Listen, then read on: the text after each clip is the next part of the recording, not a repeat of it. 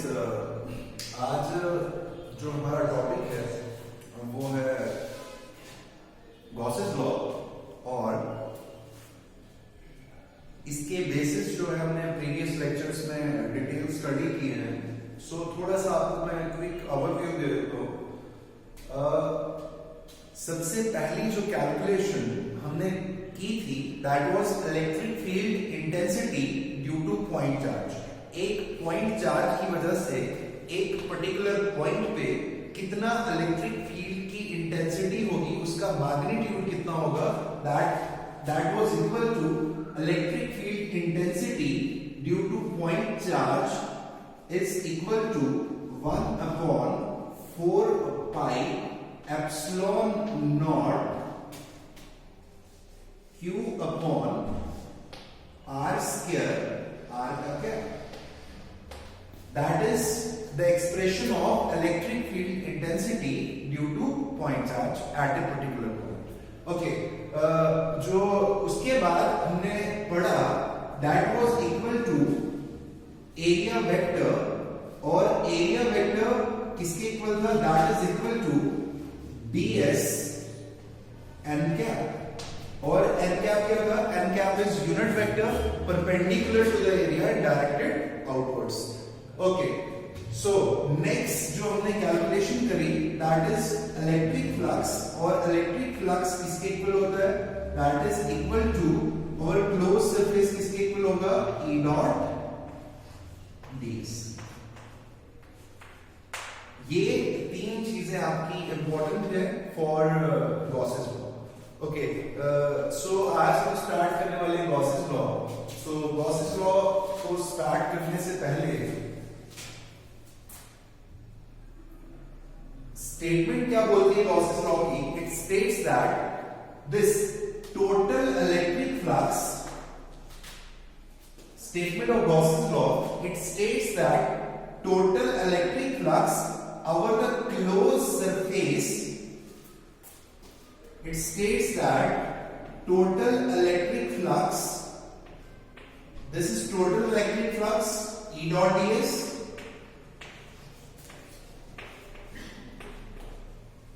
it states that total electric flux over the closed surface S in free space, free space की बात हो रही है, medium की नहीं हो रही अभी, in free space is equal to 1/epsilon naught times, 1/epsilon naught times the total charge Q contained inside closed surface. So इसकी स्टेटमेंट बोलती है कि जो टोटल इलेक्ट्रिक फ्लक्स है, अगर एक आप क्लोज सरफेस ले लें और उसका अगर टोटल इलेक्ट्रिक फ्लक्स की बात करें तो वो किसके इक्वल होगा, 1/epsilon naught times total charge, जो सरफेस के अंदर जितना चार्ज होगा that is 1/epsilon naught time Q के इक्वल होगा क्या, total electric flux, that is total electric flux. इसको डायग्राम के थ्रू समझने की कोशिश करते हैं।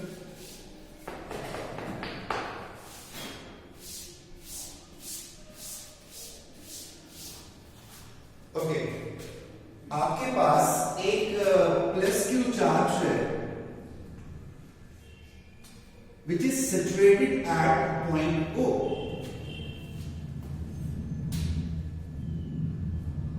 ओके, आपके पास एक charge, suppose plus Q is the point charge situated at point O। After that we draw a Gaussian surface, एक गॉसियन सरफेस हम ड्रॉ करते हैं, draw a Gaussian surface of radius r। What is Gaussian surface, Gaussian surface एक ऐसी surface होगी जिसके हर एक पॉइंट पे इलेक्ट्रिक फील्ड इंटेंसिटी की स्ट्रेंथ सेम होगी। What is Gaussian surface, A Gaussian surface is that surface at every point of which electric field is same। Gaussian surface के हर एक पॉइंट पे, चाहे आप यहां ले लो, चाहे आप यहां ले लो, यहां ले लो, यहां ले लो, हर एक पॉइंट पे इलेक्ट्रिक फील्ड का मैग्नीट्यूड सेम होने वाला है, so that surface is known as Gaussian surface. In case of single point charge, अगर एक पॉइंट चार्ज की अगर आप बात करें, सो आपकी जो सरफेस है that is spherical in shape, और अगर आप लाइन चार्ज की बात करें उस केस में आपका सिलेंड्रिकल जो आपका गॉसियन सरफेस होगी। ओके, सो आपने एक पॉइंट चार्ज लिया that is situated at point O, उसके बाद एक गॉसियन सरफेस आपने ड्रॉ की हैविंग रेडियस r। ओके, सो इलेक्ट्रिक फील्ड की अगर हम बात करें, electric field at every point of Gaussian surface is same, और वो किसके इक्वल होगा? Electric field intensity at every point of Gaussian surface is equal to, what is the expression of electric field intensity, और कितना होगा? due to point charge 1 upon 4 pi epsilon naught q upon r square, r का क्या? So this give this equation number 1.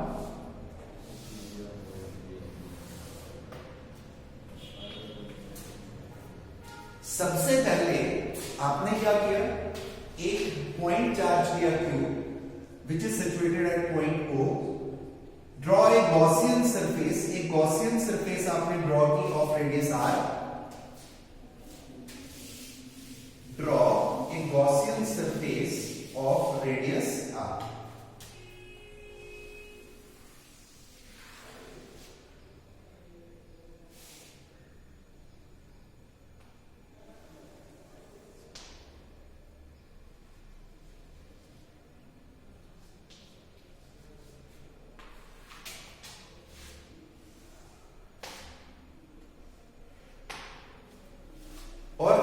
Point charge की वजह से किसी भी पॉइंट पे इलेक्ट्रिक फील्ड इंटेंसिटी कितने होने वाला है?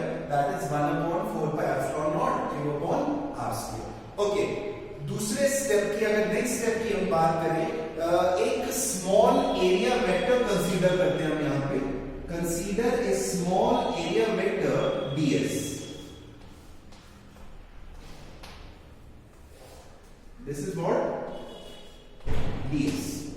Consider a small area vector ds which is given by, अगर area vector की बात हम करें, so area vector is given by ds vector, किसके इक्वल होगा area vector?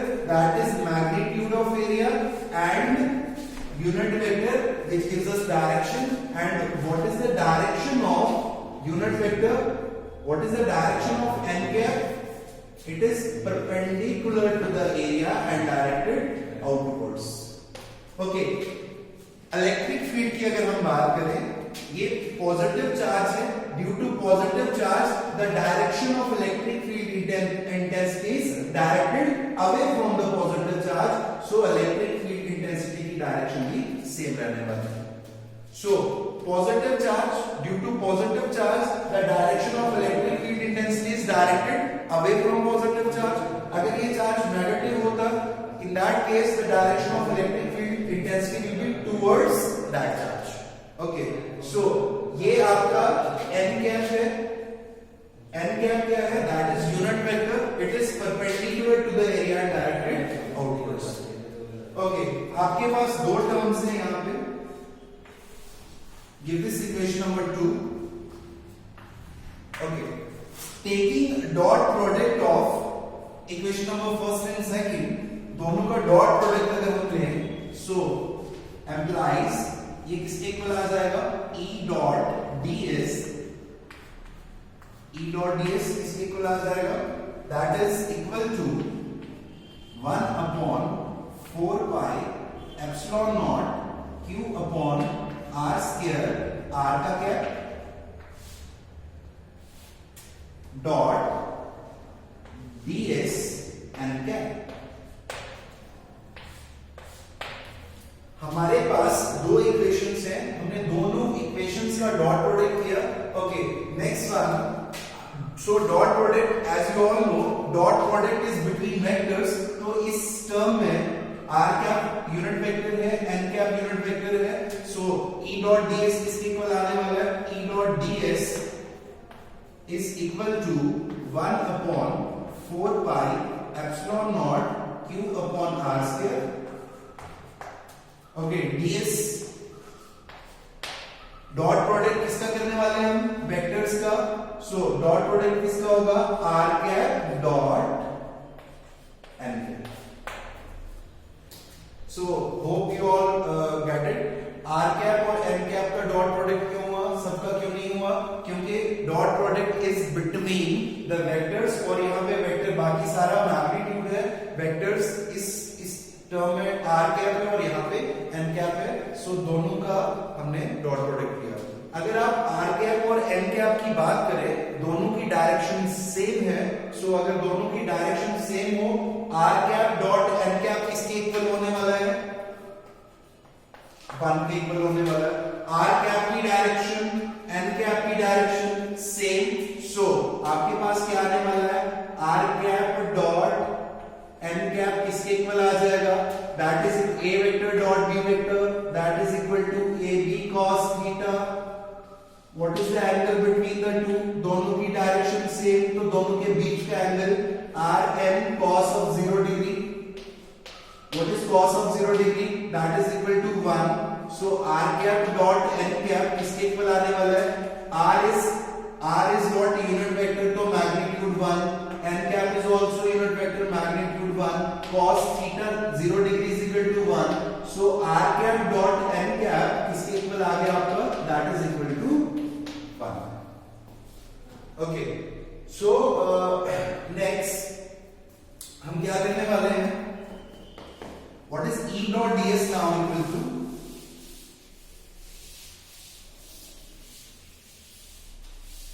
Okay, so ये वाली टर्म ले लेते हैं आपके पास. So E dot ds is equal to किसके इक्वल आ गया? 1 upon 4 pi epsilon naught q upon r square ds. Okay, integrate integrate. और अब ये छोटी सी सरफेस की बात हो रही थी ds. अगर हम पूरी सरफेस की बात करें, सरफेस हमारे पास गॉसियन सरफेस है और गॉसियन सरफेस कौन सी है? स्फीयर है. सो स्फीयर की अगर हम बात करें, अगर पूरे स्फीयर की बात करें, छोटी सी surface area is ds, entire surface is s. So integrate over surface is integrate both sides over entire surface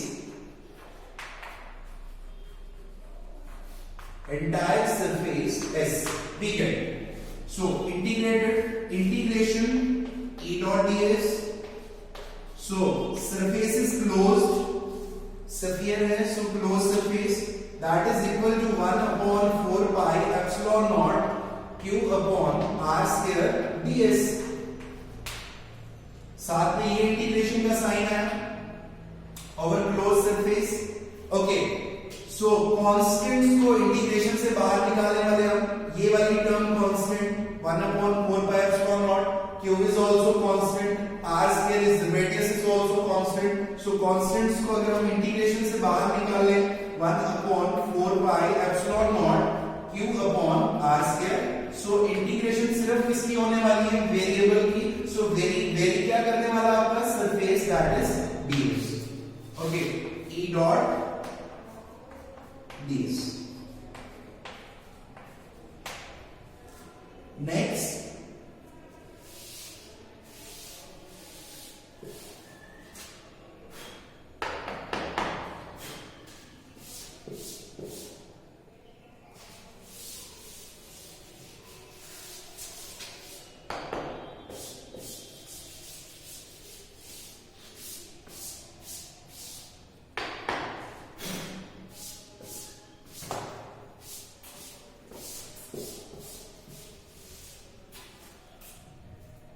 what is E dot ds now equal to? That is electric flux.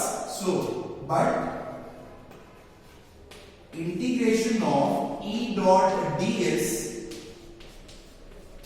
over surface S is known as, इसी को क्या बोलते हैं? Electric flux. Okay, equal to, और and integration of ds our closed surface S. What is the integration of what is surface area of sphere? Sphere ds की integration क्या आने वाली है? Sphere की अगर हम बात करें that is equal to 4 pi r square. So इसकी जगह क्या लिखने वाले हैं हम? 4 pi r square. So put the values in this equation. What will you get? इसकी जगह क्या लिखने वाले हैं? Phi e electric flux किसके इक्वल आएगा? 1 upon 4 pi epsilon naught. ये वाली सारी term same. Okay, q upon r square ये भी सेम रहने वाला है. And integration of ds is equal to what? 4 pi r square. सो कुछ टर्म्स कैंसिल होती हैं यहाँ पे. 4 pi cancel. r square get cancel out. So electric flux, what is phi e? Total electric flux over the closed surface is equal to 1 upon epsilon naught times साथ में क्या है? q. This is only single charge, isolated charge की बात हुई है. So for example, आपके पास बहुत सारे चार्जेस हैं. सपोज इस क्लोज सरफेस की अगर हम बात करें, यहाँ पे सिर्फ एक पॉइंट चार्ज हमने लिया था. Suppose there are so many charges q1, q2, q3 and so on. अगर बहुत सारे चार्जेस हैं, उस केस में हम कैलकुलेशन करने वाले हैं टोटल इलेक्ट्रिक फ्लक्स की. So that will be equal to, okay, what will you get? आपके पास क्या है? phi e, that is electric flux due to single point charge, that is equal to 1 upon epsilon naught times q. Okay, next steps. If there are point charges,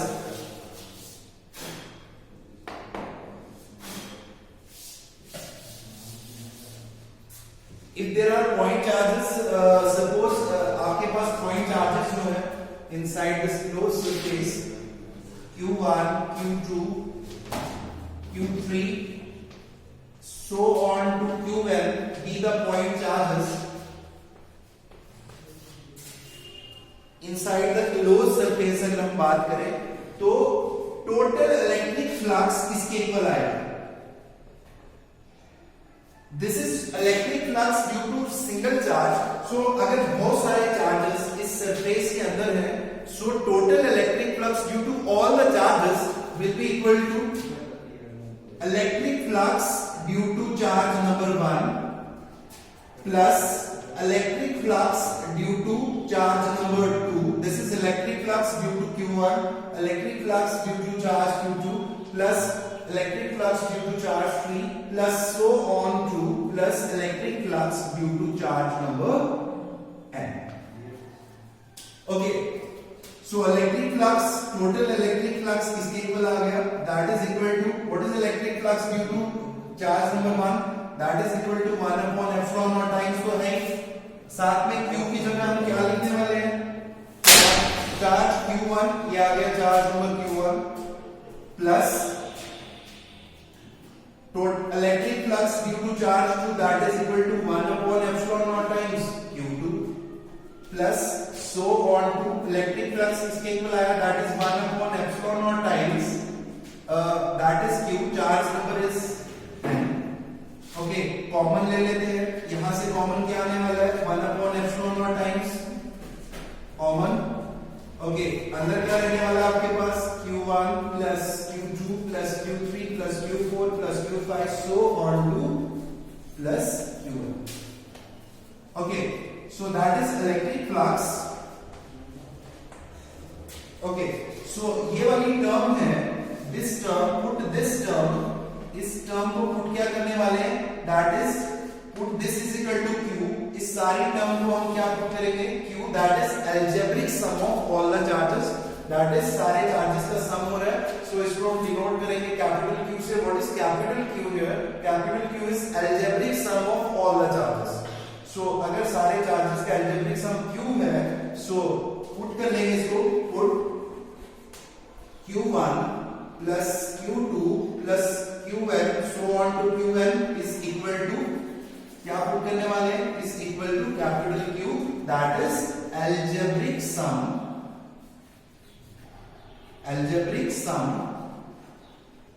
of all the charges.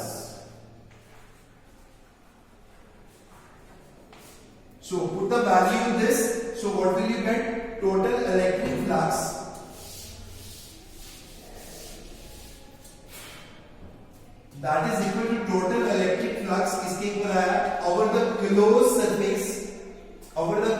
surface S is equal to किसके equal है that is equal to 1 upon epsilon naught times और इसकी जगह हमने क्या put किया Q. What is Q?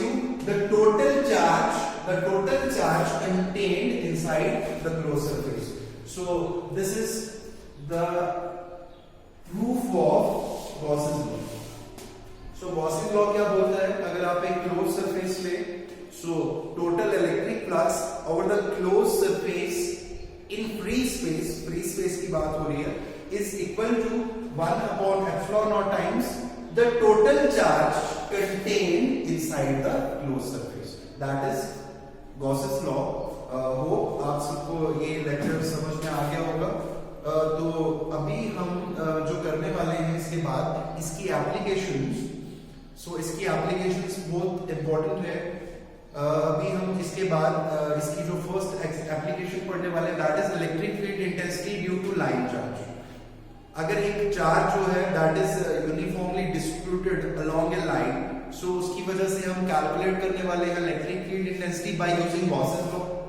अगर आपके पास एक thin infinite sheet of charge है एक शीट ले लेंगे थिन बहुत पतली उस पे चार्ज को कंटिन्यूअसली डिस्ट्रीब्यूट करेंगे उसकी वजह से हम एक पर्टिकुलर पॉइंट पे हम इलेक्ट्रिक फील्ड इंटेंसिटी निकालने वाले हैं due to with the help of Gauss's law. And जो आपकी एप्लीकेशन नेक्स्ट सिलेबस में है that is electric field intensity due to uniformly charge spherical shell.